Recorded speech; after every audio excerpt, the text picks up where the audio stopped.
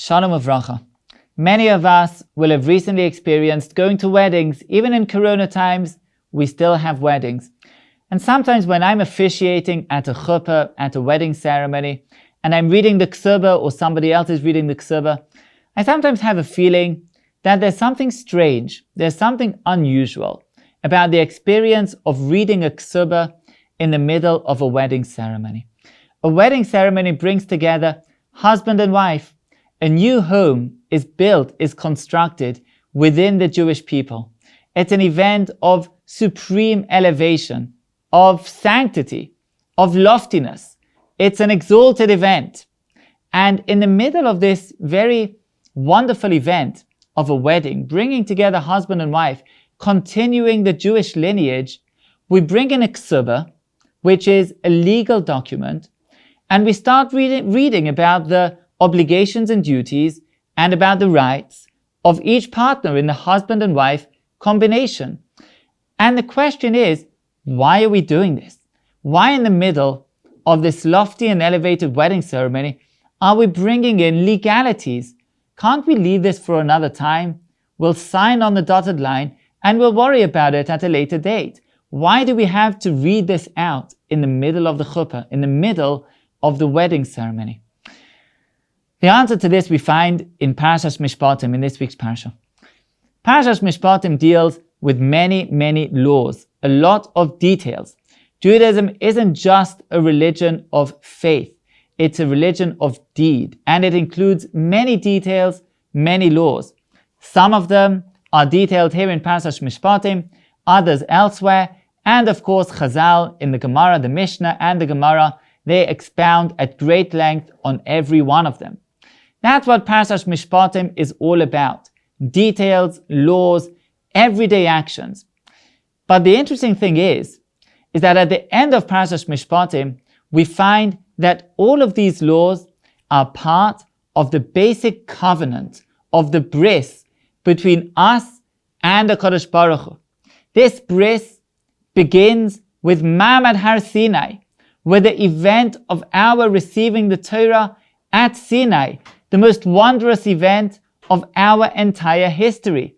The Mishnah tells us at the end of Maseches Makos that Yom Chatunasai, the day of Hashem's wedding, as it were, that is Yom Matan Torah. The day of giving the Torah is like a wedding ceremony, like a wedding day.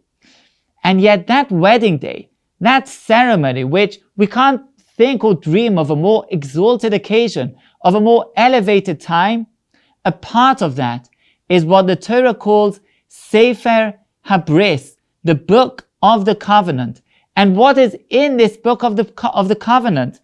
Well, the pasuk says, "Vayavei Moshe," Moshe came, "Vayisaper la'am," and he told the people, "Es kol divrei Hashem ve'es kol HaMishpatim." He told them the words of Hashem, which presumably refer to the 10 Commandments, the Aseret HaDibros, and Es kol HaMishpatim, all of these laws.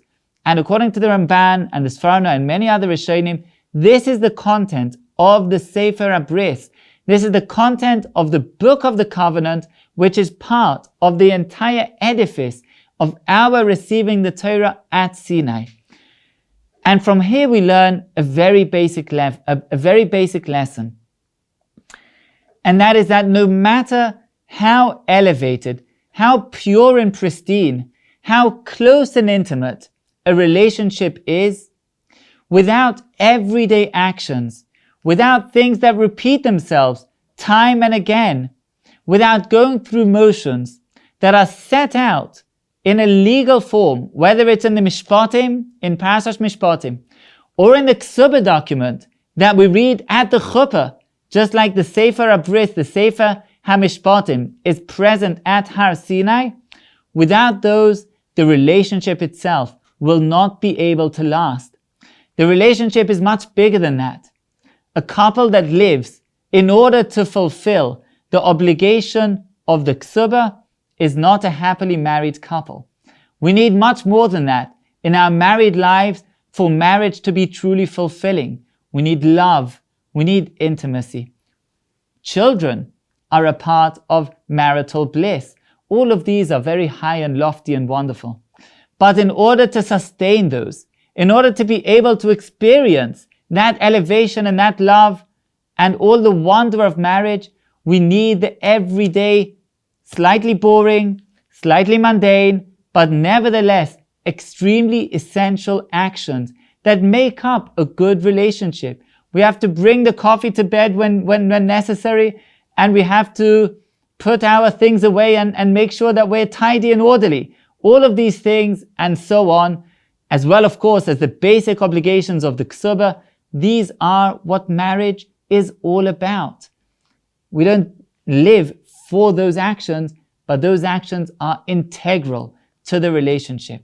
And Parashas Mishpatim teaches us that the same is true of our relationship with HaKadosh Baruch Hu. Yes, the relationship is far more than the actions of Parashas Mishpatim. It's more than making sure we keep the laws of the Mayadim and making sure that we release our servants at the due and appointed time, and so on and so forth. But ultimately, these actions are those that sustain the relationship with all of its elevation, with all of its loftiness, with all of its closeness, with all of its love.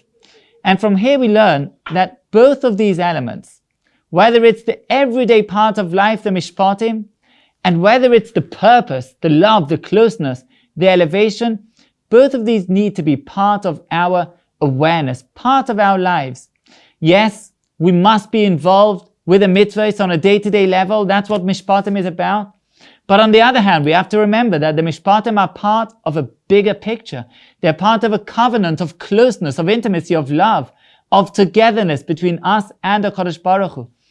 And when we hold both of those ideas together, whether it's in marriage, and of course, whether it's in our relationship with HaKadosh Baruch Hu, this is what brings us to the final purpose, to the final destiny towards which Mi'et Hashem we're heading and we'll reach, please God, Bimheira, Be'amenu, Amen. We should all have a wonderful Shabbos.